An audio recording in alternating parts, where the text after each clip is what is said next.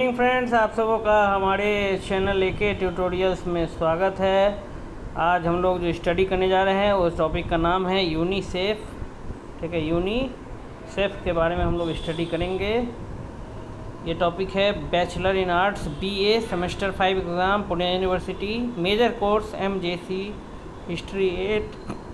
ठीक है, उसी का टॉपिक है, शॉर्ट वीडियो है यूनिसेफ। आइए स्टडी करते हैं। अगर आप हमारे चैनल पर नए हैं तो प्लीज़ चैनल को ज़रूर सब्सक्राइब कर लें और बेल आइकन को दबाना ना भूलें, जिससे कि आने वाले सभी वीडियोज़ का नोटिफिकेशन आपको ज़रूर मिले। ये वीडियो बेनिफिशियल है स्पेशली बीए के स्टूडेंट्स के लिए, आर्ट्स के स्टूडेंट्स के लिए। ठीक है, जो पुणे यूनिवर्सिटी से जुड़े हुए हैं। Arts major course history 8, MJC history 8। आइए स्टडी करते हैं। टॉपिक का नाम है यूनिसेफ। यूनिसेफ, जिसका पूरा नाम संयुक्त राष्ट्र बाल कोष United nation children emergency fund है, संयुक्त राष्ट्र की एक प्रमुख एजेंसी है। यूनाइटेड नेशन की ये भी एक क्या है, प्रमुख एजेंसी है। यूनिसेफ का फुल फॉर्म होता है United nation children emergency fund, आपातकालीन कोष। संयुक्त राष्ट्र बाल आपातकालीन कोष संयुक्त राष्ट्र की एक प्रमुख एजेंसी है। यूनाइटेड नेशन की एक एजेंसी है यूनिसेफ, जो विश्व भर में बच्चों के कल्याण, वेलफेयर ऑफ चिल्ड्रन, बच्चों के कल्याण और अधिकारों की रक्षा के लिए कार्य करती है। बच्चों के जो भी राइट्स हैं, चिल्ड्रन राइट्स, बच्चों के कल्याण के लिए क्या करती है, कार्य करती है। इसकी स्थापना 11 दिसंबर 1946 को हुई थी। यूनिसेफ की स्थापना 11 दिसंबर 1946 को हुई थी। ठीक है, यूनिसेफ की स्थापना कब हुई थी? 11 दिसंबर 1946। जब द्वितीय विश्व युद्ध के बाद यूरोप और अन्य प्रभावित क्षेत्रों में बच्चों को आपातकालीन सहायता प्रदान करने की आवश्यकता महसूस। जब द्वितीय विश्व युद्ध हो गया तो उसके बाद यूरोप और जो अन्य प्रभावित क्षेत्र थे वहाँ पे बच्चों को इमरजेंसी सहायता देने की ज़रूरत महसूस हुई। आपातकालीन सहायता, इमरजेंसी हेल्प प्रदान करने की जब ज़रूरत महसूस हुई प्रभावित क्षेत्रों में द्वितीय विश्व युद्ध के बाद, सेकेंड वर्ल्ड वॉर के बाद, तब इसकी स्थापना की गई 11 दिसंबर 1946। UNICEF, United nation children emergency fund, जो कि यूनाइटेड नेशन यूएन की एक प्रमुख एजेंसी है।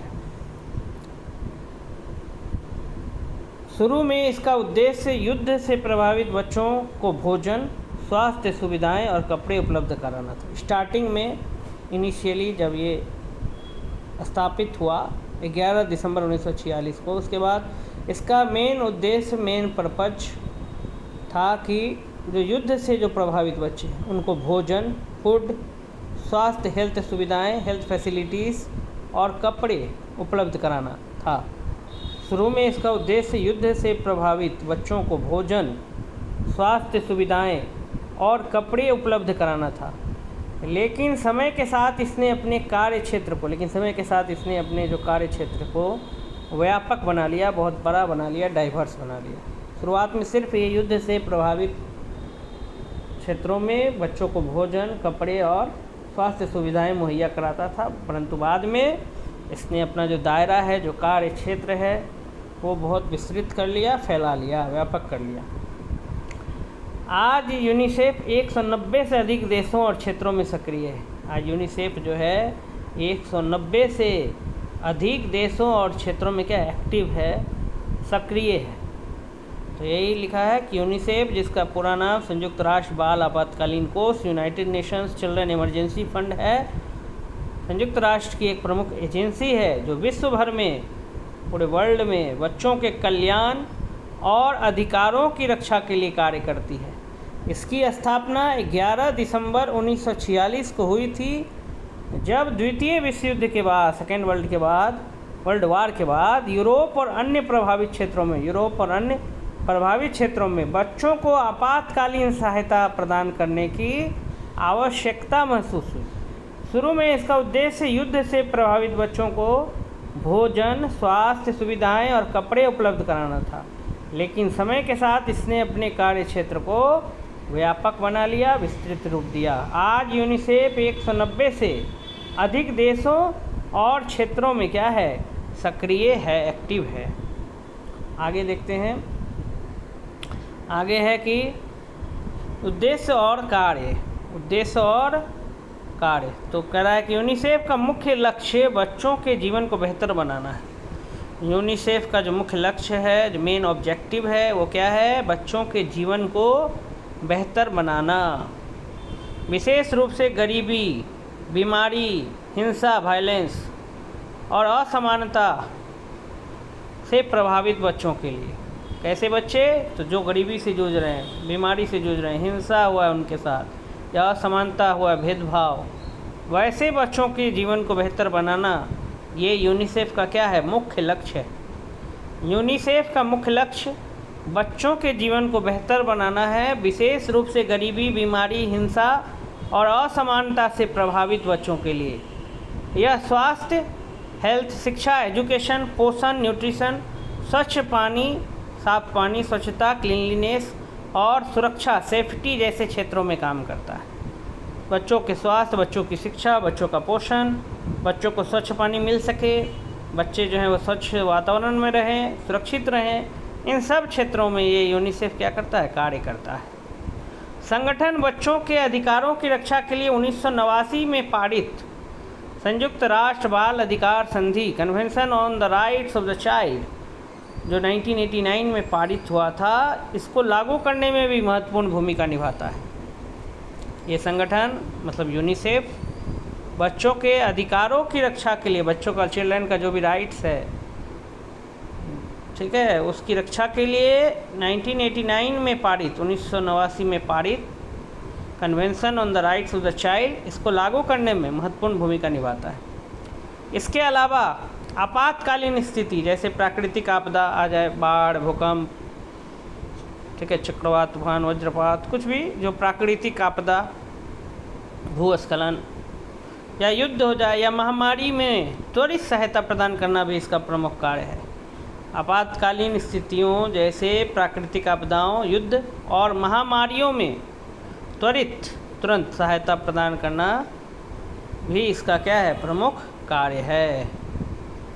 प्रमुख उपलब्धियां यूनिसेफ का क्या क्या अचीवमेंट्स हैं? तो यूनिसेफ ने कई उल्लेखनीय उपलब्धियां हासिल की है। उदाहरण के लिए इसने टीकाकरण अभियानों के माध्यम से लाखों बच्चों को पोलियो, खसरा और टेटनस जैसे बीमारियों से बचाया है। यूनिसेफ ने कई उल्लेखनीय उपलब्धियां हासिल की है। उदाहरण के लिए यूनिसेफ के द्वारा टीकाकरण अभियान चलाए गए हैं।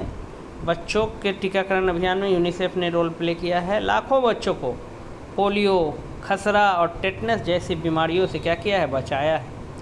स्वच्छ पेयजल, साफ पीने का जल और स्वच्छता सुविधाओं तक पहुंच बढ़ाने में भी इसकी भूमिका क्या रही है? सराहनीय रही है, ठीक है, तारीफ करने योग्य है, सराहनीय।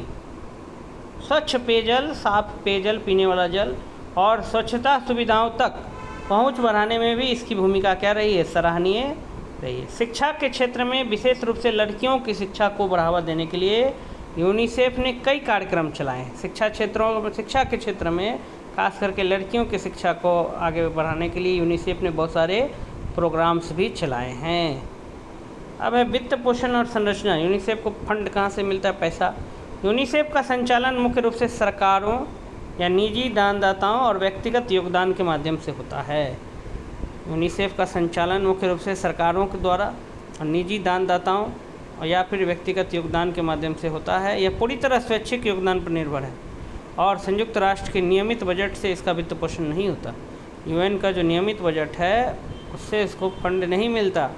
ये पूरी तरह डिपेंडेंट है निजी योगदान पर, स्वेच्छा से दिए गए योगदान पर, व्यक्तिगत योगदान पर या सरकारें जो फंड देती हैं उसके द्वारा। इसका मुख्यालय न्यूयॉर्क में स्थित है और इसके कार्यकारी निदेशक वर्तमान में कैथरीन रसेल हैं। अप्रैल 2025 की बात है, तब तक थे कैथरीन रसेल।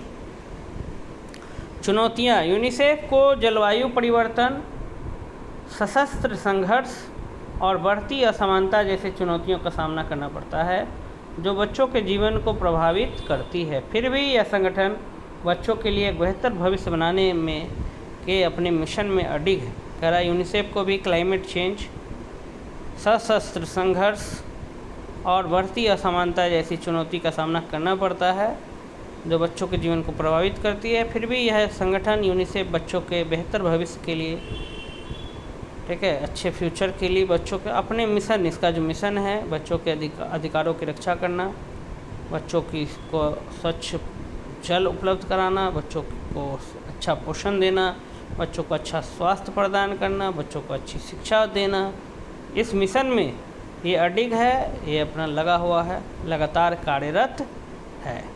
इस तरीके से हमने यूनिसेफ के बारे में पढ़ लिया। अगर ये वीडियो आपको अच्छा लगा तो वीडियो को लाइक करें, अधिक से अधिक शेयर करें, स्पेशली बीए के स्टूडेंट्स को ज़रूर शेयर करें और कमेंट सेक्शन में जा कर के कमेंट करें कि वीडियो आपको कैसा लगा। मेरे चैनल एके ट्यूटोरियल में जुड़ने के लिए आप सबों का फिर एक बार बहुत बहुत धन्यवाद।